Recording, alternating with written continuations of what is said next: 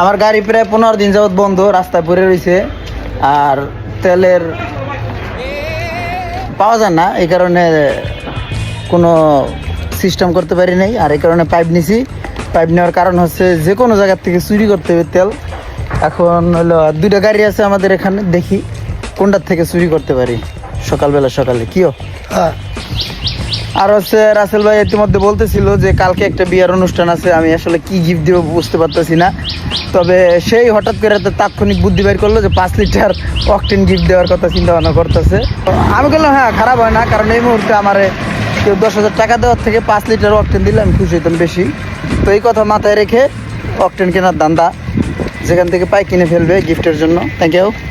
তেল চুরি করে ম্যাডাম অ্যানাউন্স করে কইতেছেন মাইক দিয়া, হইলো এটা তুই চুরি করি নেই, করার একটা ধান্দা আছে। তো মামুন ভাইয়ের বাড়িতে আই বসছি, দেখি মামুন ভাইয়ের গাড়ির চাবিটা কোনোভাবে লন যায় কিনা। ফোন দেন মামুন ভাই, দেখি ভাই কি গাড়ির চাবি দেয় কিনা। ও আমার গাড়িটা ভাই বন্ধ হয়ে গেছে তো জানেনি, তেল ব্যাগও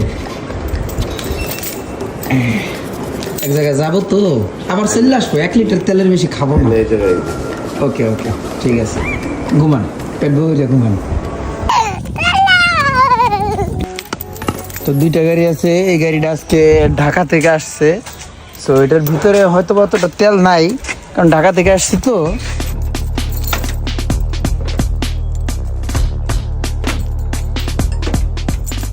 অধীর আকাঙ্ক্ষা নিয়ে সামনের দিকে আগাইতে দেখি যে 1 বোতল তেল আমার লিগে কেটা যেন ধুয়ে দিছে। পরে ভালো মতন পর্যবেক্ষণ করে দেখি দোত সেটা দেখি রং ভরা বোতল। হ্যাঁ,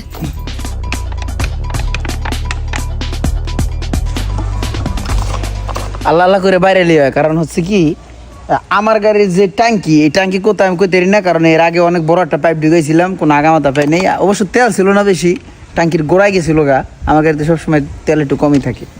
তো এখন এইটা তেল তো বেশি নাই, তারপর চেষ্টা করে দেখবো পাওয়া যায় কিনা। বিসমিল্লাহ।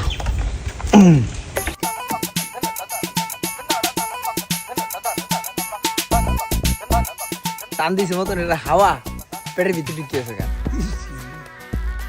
তেলের খাকসা গন্ধ।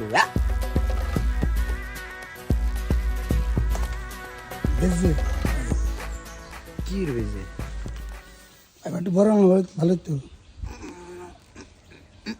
গুচ্ছি মারি এটারে।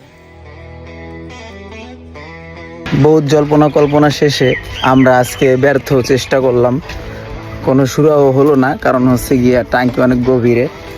তো রাসেল ভাই কইতেছিল অন্যদিকে হাত সাফাইয়ের কাজটা চালাই নেওয়া যায় কিনা দেখি। এখন হাত সাফাইয়ের কাম অন্যদিকে করবো যে মনে হয় না হবে করে, কারণ ওটা ট্যাঙ্কি, ওটা তো সব ইয়ে দিয়ে আটকাই না। R15 কি করে কিট দিয়ে আটকানো, আল্লাহ মাহবুতে জানে। টাঙ্কিতে তো চাবি লাগবে, আমরা তো কোনো চুরি।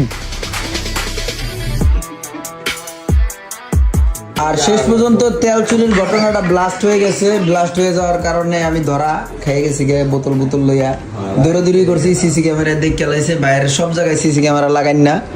তো ধরা খাওয়ার এক পর্যায়ে বাইরে বিনয়ের সহিত বলার পরে বাইক হলো যে তাহলে বাইকের থেকে নেওয়া, যেহেতু আটকাই পড়ছো, আমি বাইকের থেকে নামানোর একটা চিন্তায় আছি, কারণ আমি বিশেষ এক জায়গায় যাব। দেবেন না ভাই? জানা চেষ্টা করেছি, আমার চাবি নিয়ে গাড়ি টাঙ্কি খুলা অনেক চেষ্টা করছে, কিন্তু দুঃখের বিষয় আমি আর রাসেল ভাই কইছি কি এখানে তো একটু কম আছে, তাহলে 1 লিটার বাড়াই নে। মানে এখন হচ্ছে বাইকের থেকে তেল নিয়ে তারপরে কোনো পাম্পের ধর্না ধরবো।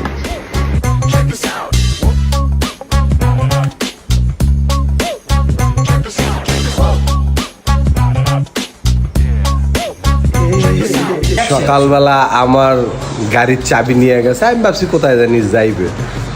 ব্যর্থ হয়ে আসার পরে শুনি যে আমার 3 লিটার গাড়িকে ধর্ষণ করতে গিয়েছিল তেলকে। সর্বোচ্চ হ্যাঁ, তেল যাচ্ছে না, মনে হয় শরীর থেকে এক ফোঁটা রক্ত যাচ্ছে এখন, এমন মনে হচ্ছে। এ দেখলে রাস্তা দিয়ে মানুষ ভাই ও ভাই, রাস্তায় কালকে দেখছি বহুত গাড়ি বন্ধ। বললো কি ভাই বেড়াই যান ভাই, হইছে ভাই। চিন্তা করো আরেকটু জাতা দিয়ে বড় ও যে টোপ পরে রয়েছে, ওই টোপ যদি ছুড়াইতে পারতাম আর কত আনি পড়তো।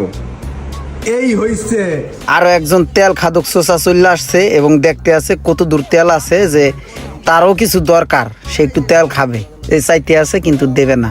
মামুন ভাই রুমানকে বিস্তারিত সংক্ষেপে বুঝিয়ে বলল যে তোমার যা তৈল আছে তুমি পাম্প পর্যন্ত যাইতে পারবা। কিবা কি মনে হয় ভাই, আমরা কিন্তু জেনের লোক না, ঠিক আছে, আমরা আন্ডার ওয়ার্ল্ডের বাস পাখি। ভাই দেখাও তো মালটা। ইয়ো ব্রো, 100 নট জেনতনো।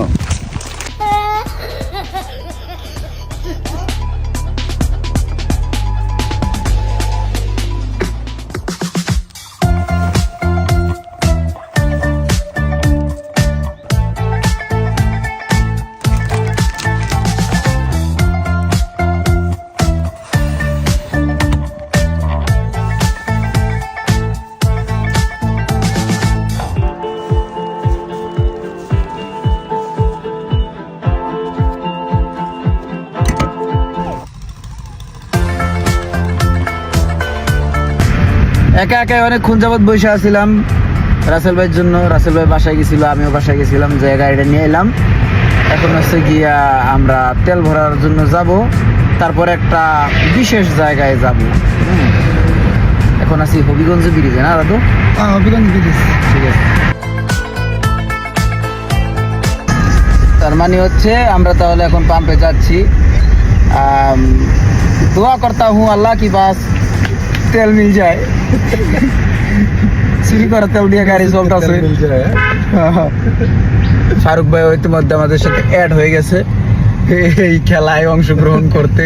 গাড়ি চলমান অবস্থায় কিছু পোলা পাইনে চিনা ফেলায় আমারে এবং ভালোবাসার খাতিরে চলে আসে আমার কাছে। Thank you. অবস্থা ভাই, আইতে আছে তেল লই আইতে আছে।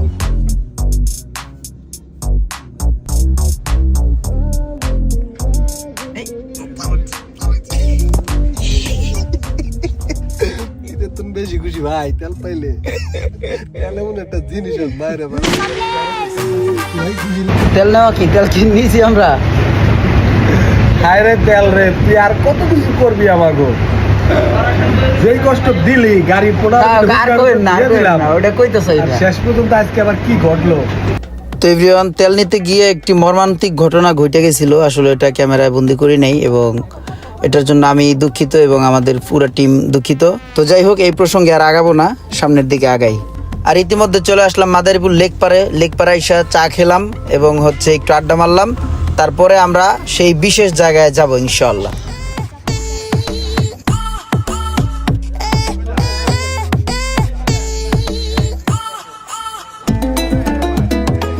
তো মাদারীপুরবাসী, আপনারা জেনে খুশি হবেন যে মাদারীপুরের পুরান বাজারে সেই ঐতিহাসিক স্বাদ নিয়ে কাচ্চি ডাইনের ব্রাঞ্চ কিন্তু ওপেনিং হতে যাচ্ছে। আমি যেই দিন এই ভিডিওটি করতেছিলাম সেদিন ছিল 22 তারিখ রাত। দেখতেই পারতেছেন এখন পর্যন্ত ব্রাঞ্চটির কাজ চলমান। 23 তারিখে হচ্ছে মিলাদ মাহফিলের অনুষ্ঠান থাকবে, আর 24 তারিখে হচ্ছে কাচ্চি ডাইনের মাদারীপুর ব্রাঞ্চটি ওপেনিং হয়ে যাবে ইনশাল্লাহ।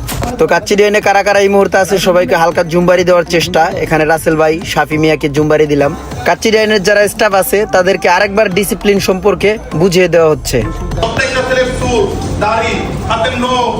তাহলে তো বুঝতেই পারছেন কাচ্চি ডাইনের এক একজন স্টাফকে কেন আগুন বলা হয়। তারা বিভিন্ন রকম কঠোর প্রশিক্ষণের মাধ্যমে এক একজন দক্ষ স্টাফ হয়। আর এইদিকে স্টিকার লাগানোর কাজ চলতেছে তুমুল গতিতে। আর এই মুহূর্তে আমরা যেখানে আছি এইটারে যদি মাদারীপুরের কাচ্চি ডাইনের ব্রাঞ্চ মনে করেন তাহলে ভুল করবেন। এটা হচ্ছে মামুন ভাইয়ের বাড়ি, তবে দেখতে কাচ্চি ডাইনের ব্রাঞ্চের মতোই। তো উদ্বোধনী অনুষ্ঠান উপলক্ষে যশোর থেকে লিটন এবং লিটনের টিম মেম্বার সহ চলে আসছে গভীর রজনীতে কাচ্চি ডাইনের উদ্বোধনী অনুষ্ঠানে। তো বাকি ক্লাসগুলো আপনাদেরকে পরে দেখাবো, আপাতত এই পর্যন্তই থাক।